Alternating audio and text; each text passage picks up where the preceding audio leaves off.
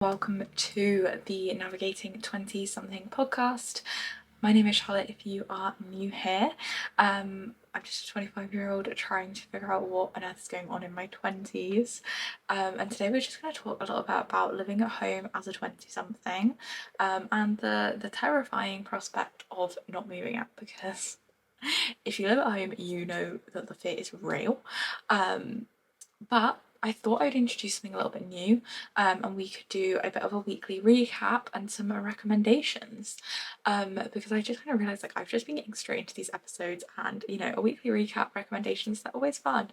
So weekly recap, this past week, I'm filming this on the Monday, episode will go out on Tuesday, so over the weekend I was in London and I have some ridiculous blisters. I wore a pair of boots that just ruined my feet, but the bottom of my feet, so I can't walk. Walking is putting me in pain, serious pain, so that is fun. But other than that, I had a great time in London. I went to the National Portrait Gallery, so definitely a recommendation that I would say is if you're in London or nearby London, going into London, I think it ends in January, I'd really recommend going to the David Hockney exhibition. It features work from throughout his career, but the kind of main endpoint is the Normandy collection, which was done from 2021 to 2022. He had friends, family members, people in his life go out to his studio in Normandy and he painted them, as an artist does. Harry Styles actually sat for him, which is why I knew about what I'd seen quite a lot about it, and it was really great. I really enjoyed it, so I would definitely recommend going to see that, because yeah, it was really good. It's definitely something a little bit different. I think going to see art galleries, museums is always a really good use of your time. I don't think you can ever do that and be like, oh, I've wasted my day. I feel like you learn so much, you get to experience something that is made either to bring joy or provoke other emotions. And yeah, I'm a big art lover, so I would definitely recommend that. But jumping kind of straight into today's episode and talking a little bit about living at home. So I live at home currently. I moved back home because of lockdown. So I was at uni when lockdown started. 2020, I was in my second year of uni. So I did a week in uni lockdown and I was like, absolutely not, I want to be at home. I was not loving just being in my room and doing everything in there. So I was like, okay, I'm gonna go home. I live on a farm, so I can go for walks whenever I want. I have more flexibility in some ways doing lockdown here. So I went home and then I went back to uni for third year, all as normal. We had the November lockdown, I did that at uni, and then there were kind of talks that we were going to go into another lockdown over Christmas. So I decided to go home. I wanted to be with my family for Christmas for one, and then I never went back. I went back to get my stuff and that was that. I knew from doing the November lockdown that I could not do another lockdown in a flat. So yeah, I went home and I have not moved out since. It was, yeah, just kind of the only option, I think. So obviously I'm single, most of my friends are in relationships, I'm also self-employed, the trifecta of things that makes it very difficult to move out.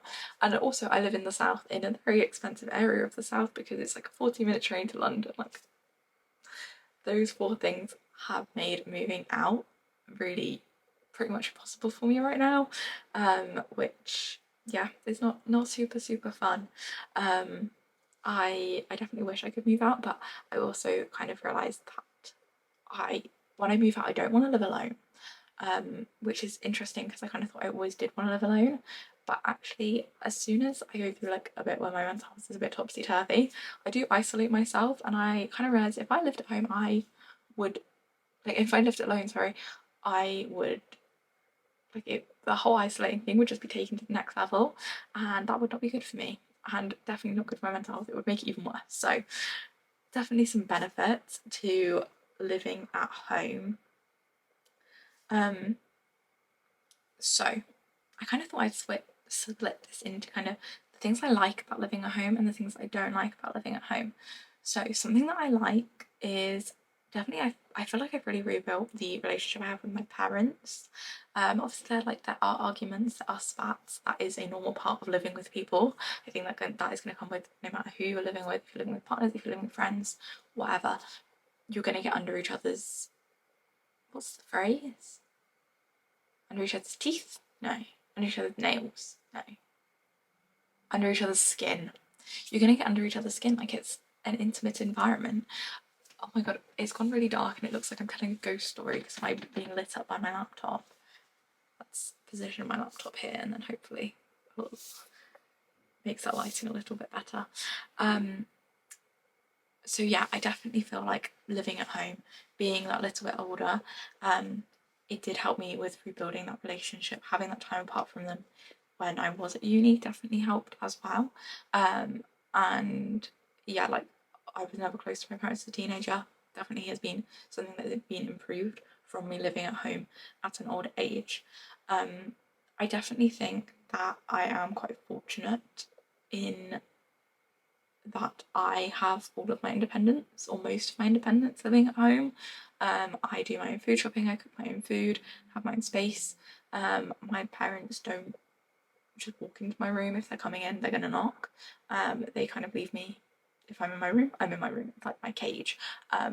You know how this is something I heard Madeline Archie talk about on her podcast, how her car is like, you know, when you get a puppy and they have a cage, and the rule kind of is if the puppy is in the cage, you do not touch the puppy.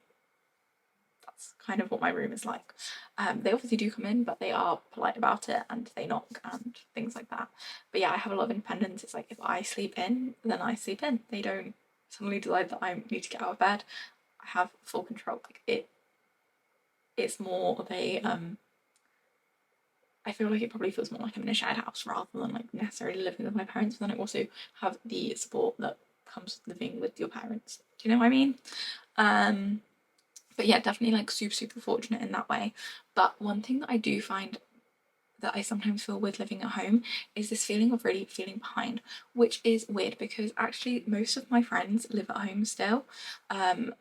I think all of my friends, like all of my close friends, live at home still, but I still get this feeling of feeling like I'm behind. Like if I go on TikTok or Instagram, Facebook, even LinkedIn, I'm suddenly like, shit, I feel so behind. I should be living by myself or traveling or living with other people. Like I shouldn't be living at home. Like I should be living with friends. I should be doing these things that maybe I wouldn't be able to do otherwise. But kind of that's not a realistic thing for me to be able to do right now, and it's really difficult to embrace that. Like I think it can be a really difficult feeling when you're living at home because there is nothing else. There's no secondary option right now.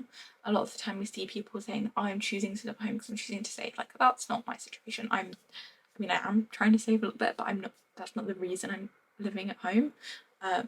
If things were different, then I would happily live with friends, live with a partner if I had a partner. It's not like I specifically, I'm like, I'm gonna buy, so I need to live at home for as long as possible. So yeah, sometimes I definitely can feel behind, like just always engaging with other people's content. But actually this is one thing that I find quite good about TikTok is that I feel like people are super honest on TikTok. Like they really do talk a lot about how like the reality of things, like especially surrounding like cost of living. And that has obviously made me super grateful that I am in this position and I can be in this position because yeah, it would be a difficult time, very difficult time if I wasn't. So obviously that just makes me feel super grateful that I have this position to be in. I kind of touched on this before, but something that I find really helpful and good about living at home is that there's always people here, or the dog. If I move out, like I kind of said I don't think I could handle living at home, like even at uni when I was in like a flat share, and I didn't really mainly when I was in second year I was in a house with like 12 people. I If I was having a bad mental health day, I would just stay in my room. I wouldn't want to go downstairs because I wouldn't want to risk having to make small talk with people. So that is definitely like one thing that I find quite helpful with living at home. Is if I go downstairs, I'm never gonna have to make like small talk. Either like they'll be fine with me not talking, or they'll show me something and it will make me laugh, or they'll tell a story and put me in a better mood. Like that, it's just, I think obviously living with friends would probably be a similar experience, like living with close friends, living with a partner, but like living with people that you're actually close to rather than just in like a random house share has so much benefit in the fact that like you have an extra shoulder to lean on. You aren't as reliant as like picking yourself up or people that aren't physically here, which is definitely something that I have found really, really helpful and like of a big benefit to me, especially over the last kind of months or so. But one thing that I have found a little bit weird with living at home is dating, especially when I started dating post pandemic. Most of my like dating time had been at uni, and I'd tell my friends where I was going, share my location, that kind of stuff, and it would be really chill. And the first few times I went on dates post pandemic when I was living at home, I didn't tell my parents I was going on a date because I was like, they don't need to know. Like it's just weird. It's a first date. You don't tell your parents when you're going on a date.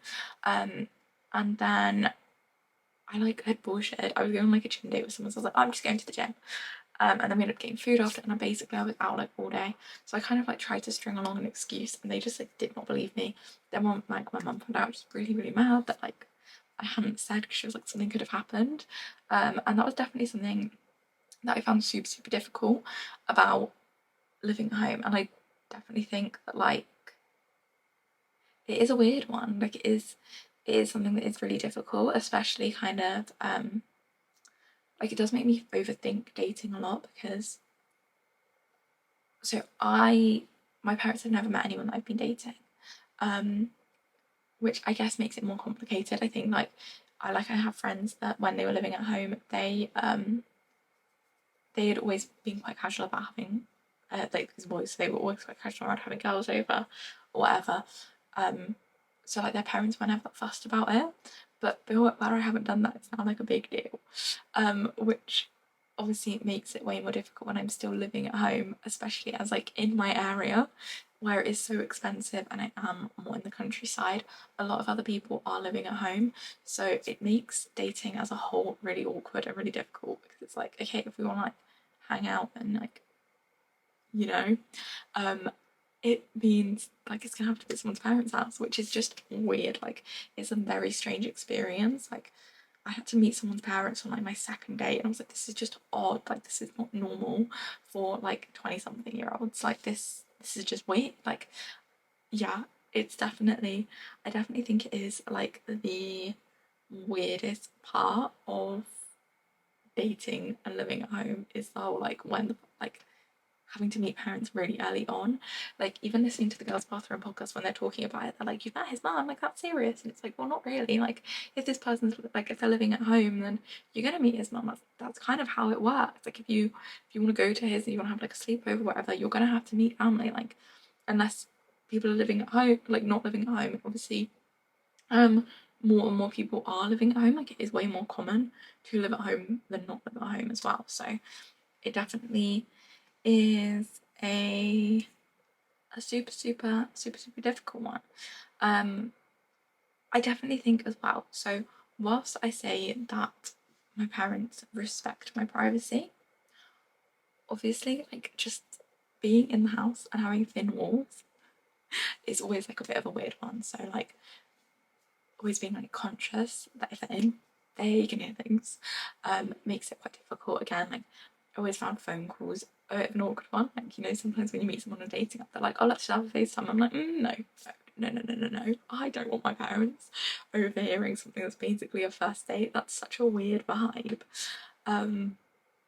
Yeah, I definitely think that like the relationship side of things, the dating side of things is the hardest part about living at home, the most difficult part. I think like the day-to-day life I find fine. I guess I am really grateful. I do have quite a big room. Like I think if I had a smaller room it would be a bit different. Like I have like a reading corner, a big double bed, massive chest of drawers, wardrobe, massive wardrobe, desk, massive wardrobe, like there's still quite a bit of space. I think if I had a smaller space, then that would be a completely different experience. Because I guess like my reading area kind of becomes like a bit of a living room for me. I don't like a kitchen or anything, but like I have had coffee machines in my room before. Like I definitely think that that helps, and I think as a whole, kind of your experience living at home is going to be very dictated about the space you're in and what your parents are like. Like I've seen so many people say like their whole independence is taken away. I can't speak to that. That's not been my experience. I feel just as independent as when I was at uni. Like I cook all my own meals. If I don't, like, if my parents don't see me cooking, like sometimes if I'm really busy, I'll go through stages where like kind of only eat ready meals, don't eat the most nutritious. They'll like leave me to it, and then maybe if it gets like a bit out of hand, that like they will say, okay, what's going on? But like I never feel I never feel like I'm babied, I guess. Sometimes, yeah, like I guess. But then I also had quite an independent teenage years. Like my parents were very much like, if you want to revise, you revise. If you don't want to revise, then that's up to you. So I definitely think living with your parents is always going to come down to what your parents are like, and I think everyone's individual experience of that is always going to be different. And I think when talking about these kind of things, that's always something really, really important to consider, especially like, yeah, I think as a whole, anything about like living situations is always you always have to consider that like everyone's experiences are going to be different. People may not want to move away for certain reasons. Like for me, living in a shared house, like I just don't think it would work. Like with my job and everything like that, having to be in like such a small space and working from that small space all the time, I don't think it would work. Like I said, with my room being quite big and having separate areas, massive help. Having other rooms that I can work in as well. Like if I want to work in the kitchen, I can work in the kitchen. If I want to work in the living room, work in the living room. Like being in a house where like I can move around and have like agency within that is definitely something that has been super helpful in many ways. And again, it shapes the experience of living at home. Like yeah, like as I was saying, a house share just wouldn't be massively accessible in terms of like how my work works, which is fine. Like, and that's just my lived experience. That's something I am aware of. I know that like if I move out, then it probably needs to be with friends that maybe have a more of an understanding, or with a partner that has more of an understanding as well. Obviously, I could live with myself, but I've kind of spoken about the nuances of not thinking living by myself is for me, which I think is important to acknowledge as well. Um, I feel like I've kind of spoken through my main kind of points about how I feel about living at home and how kind of it is such a nuanced subject, and how there's a lot of different things that may be good, may be bad about living at home, but I definitely think like the most important thing to remember is like when you are scrolling on social media and you are seeing all these people that aren't living at home, it's just reminding yourself that like that doesn't necessarily mean that they're happy, and it doesn't necessarily mean that's like a really good thing for them. I think that's kind of the thing that's the most difficult when scrolling social media, is seeing all these people that feel ahead. Just because it looks, it doesn't mean that they are. They could be miserable, they could be like so deep in their overdraft. Obviously they could also be really happy, but you know, I do think this is a controversial, this is a hot take. I sometimes think that the best way to look at social media is through a really negative outlook, and if you are feeling those feelings of like jealousy, envy, to spin it and just tell yourself that they're unhappy, that they're just posing for a picture, they're making themselves look happy, which is quite toxic, but I do think it helps. So there's a top tip. But yeah, as I said, I'm going to wrap this up here. I hope if you are living at home that you have found this relatable, you found some sense of like just not feeling alone. That is always my main point with this podcast, is so that people just don't feel alone, that people know that how they are feeling, the situation they are in, is not completely unique to them. There's so many other people in their situation. And like my DM's always open if anything that we talk about like strikes you. But But yeah, hopefully in the near future I'm going to try and work on getting some guests on so that it's not just me talking. Obviously I've seen kind of the discourse about Emma Chamberlain's podcast, how she does just talk through ideas. Obviously I don't talk through philosophical things, I guess, but yeah, I'm becoming quite aware of that. But yeah, anyway, let's just wrap this up here. Thank you so much for watching or listening. As always, the article will be linked in either the description, yeah, just the description, I think it's called that on Spotify and YouTube. It will be linked in the description, and I kind of spoke through the reasons why I found that a lot of people around my age are living at home still in their 20s, because the number has risen at an exponential rate. So if that's something you're interested in, please do check that out. Otherwise, I will catch you next week, and I hope you all have a fantastic week and figure out a little bit more of your 20s with me.